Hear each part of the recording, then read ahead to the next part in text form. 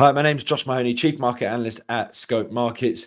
We're looking ahead to the forthcoming week of earnings for Monday, the 15th of July. And ultimately, we're looking at the first major full week of earnings because we come off the back of a week that saw Thursday and Friday coming out with a host of big ticket earnings releases, really focused around the banks, in particular on Friday.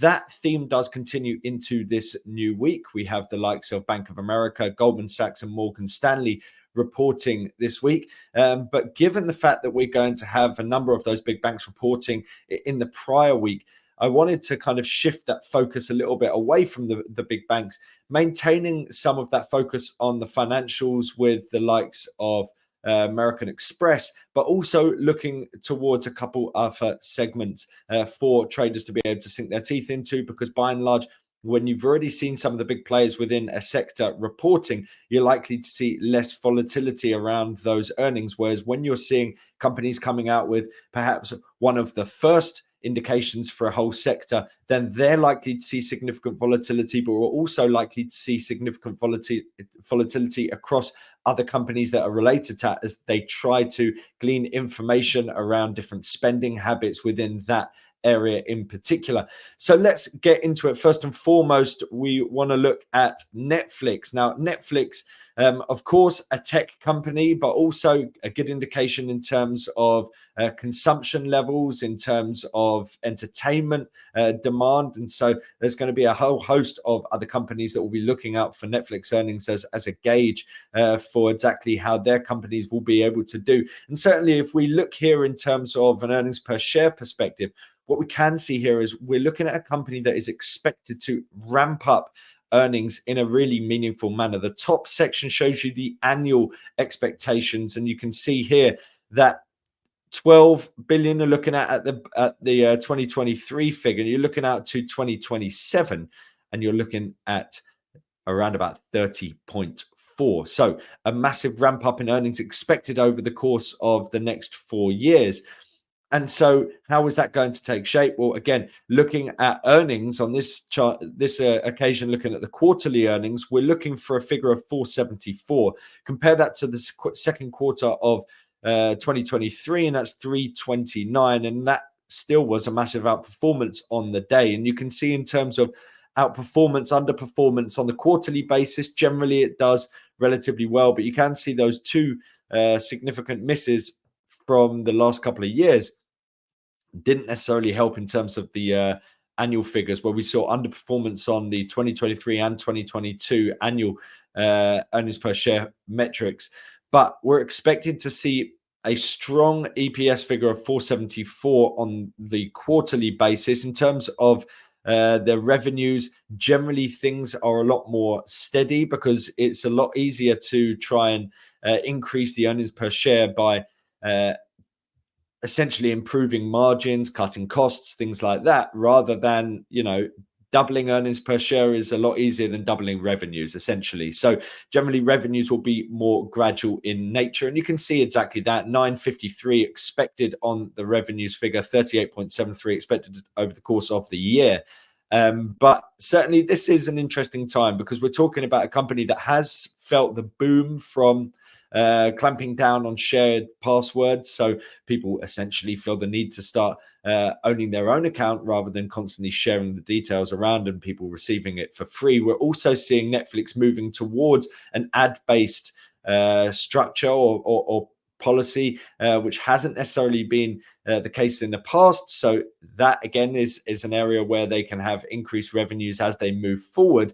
Of course, key to this is the subscriber number. You can see here that over the course of COVID, we saw a little bit of a move lower, but generally the trend is very much clearly towards the upside. So subscribers will be key, earnings will be key, revenues will be notable, but generally the earnings figure highlights the question of whether we're going to see this massive ramp up in earnings per share over the coming years. If you're looking at a company that is currently at 12s and we're expecting to get to 30s within four years, then just on an EPS basis, you're looking at a company that is expected to do well. This is the breakdown in terms of current estimates by analysts across the financial world. Essentially, you're looking at the bottom section, you're looking at the most recent analyst projections and the price targets that they have attached to it.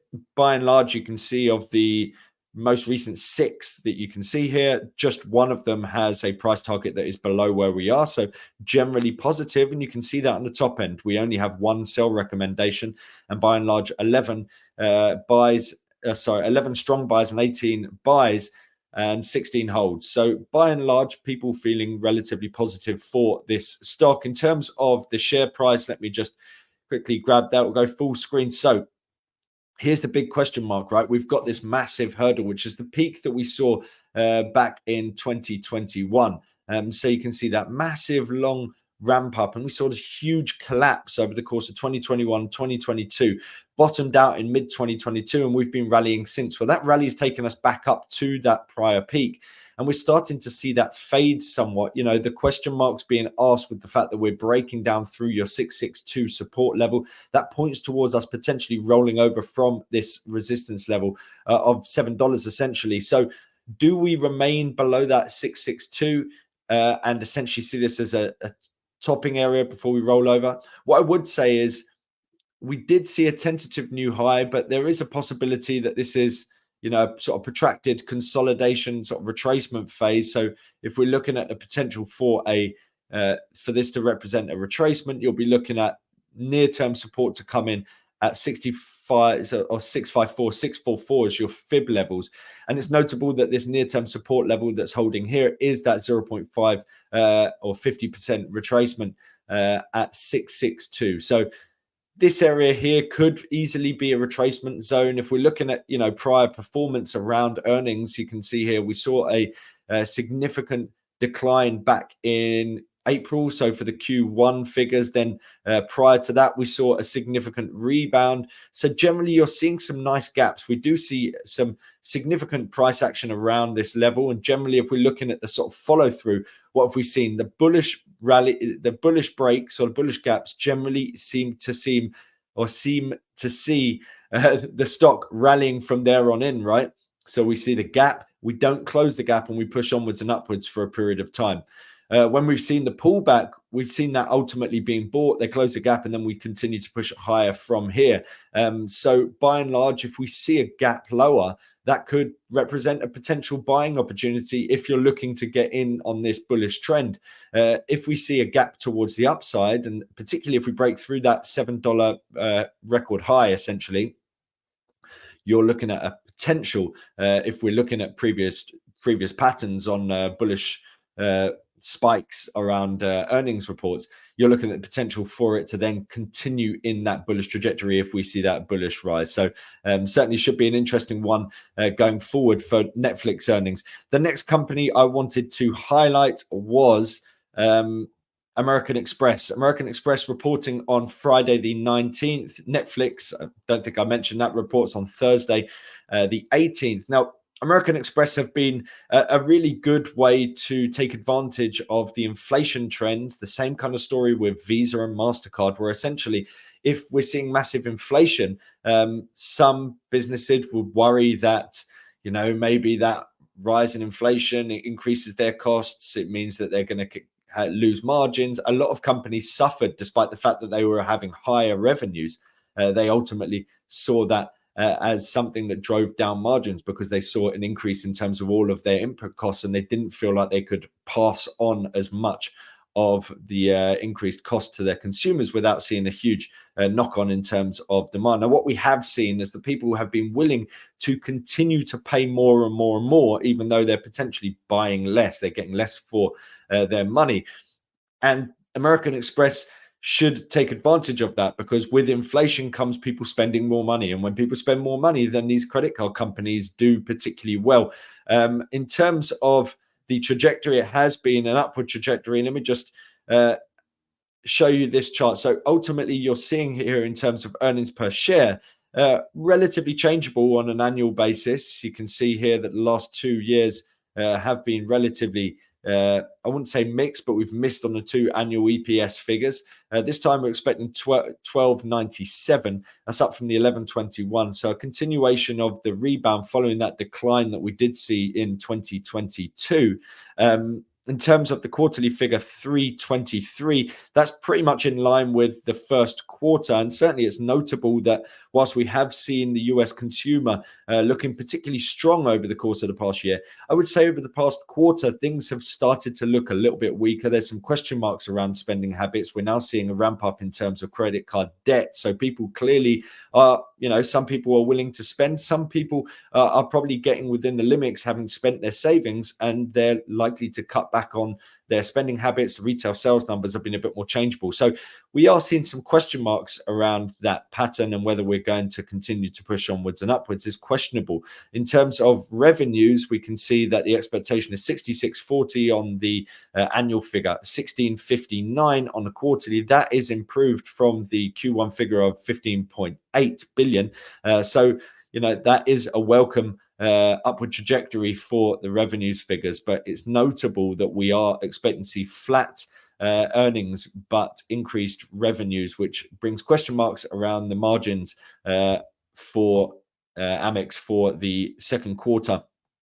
In terms of the market perception of where we go from here, where you can see in terms of analysts in Wall Street, the expectation is that we will move higher because you've got 11 buys, 5 strong buys, 4 split between sells and strong sells. If we're looking though at the most recent analyst projections, you can see that it doesn't fill you with confidence. We've got a couple down there, the most recent two where we've got buy recommendations of 247 to 252. Those are 3.38 and 5.47% higher than where we are at the moment. But you can see below that we've got the following 5 recommendations are all giving you price targets below where we are at the moment.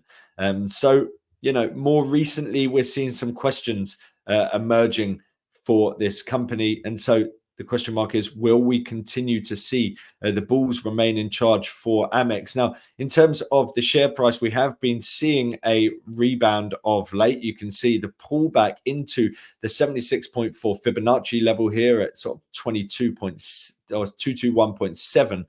And we've been pushing onwards and upwards from there. The daily time frame shows you exactly that, rallying a little bit of a sort of 3 or 4 day pullback, and we're pushing upwards again.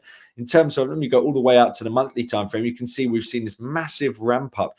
And last month was the first month that we saw American Express in the red after sort of 1, 2, 3, 4, 5, 6, 7. So 7 months of gains, we saw that one single red candle on the monthly time frame. So is that indicative of some concerns within the markets with what's going on in terms of the US economic picture? Well, like I said, that pullback has been largely recovered. We're continuing to push onwards and upwards, but the key thing is, are we going to see something from the earnings report that gives us grounds for optimism, or are we going to see some of those concerns that did play out over the course of May and coming into June start to re-emerge once again? The key is, of course, having pulled back and respected that 76.4 fib level so well, do we break up through that 224 resistance level to create a fresh record high? Let's look at what's happened over recent earnings reports. We can see here we saw this nice spike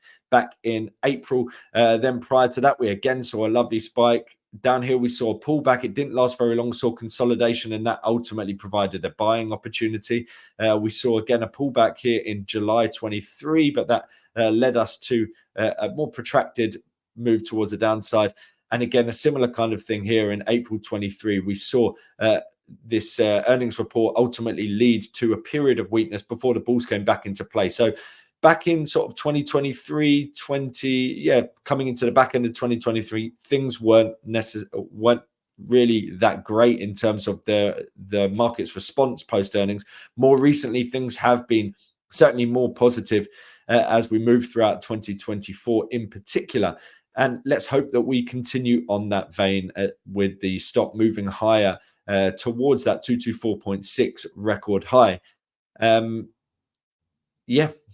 essentially, that's the name of the game. We've got a very clear uptrend in play. The uptrend still remains because of that pullback into the fib support, and we're pushing back towards record highs. So let's see if this earnings report justifies it or not. Remember, when we're talking about trading around earnings, there's different ways to do it. It doesn't necessarily mean that, you say, I think it's going to be good, I think it's going to be bad, and I place a trade ahead of that. That's one way to do it if you have a view on how you think this stock might play out. Other ways are looking at, how did it shake out? What's your view of the earnings? Has the market initial reaction been overblown, and you can potentially see a sort of reversion back to the original trend, things like that? Have we seen earnings that are likely to spark a period of upside for that stock? Certainly, if you've got a company that is in an uptrend and then you see earnings that really beats expectations in a heavy manner, that can really lead to multi-month gains for companies where people are now justified in this very bullish belief. And we've seen exactly that with Nvidia. Now, in terms of the third and final company I wanted to touch on, it is here we go. It is the Travelers Company. Now, not necessarily one that I typically cover, but nonetheless, I think this is a really interesting one. And partly why that is the case is a chart that I provided last week for my sort of overview of the entire earnings season to come, with this fact set data pointing towards the big focus on financials.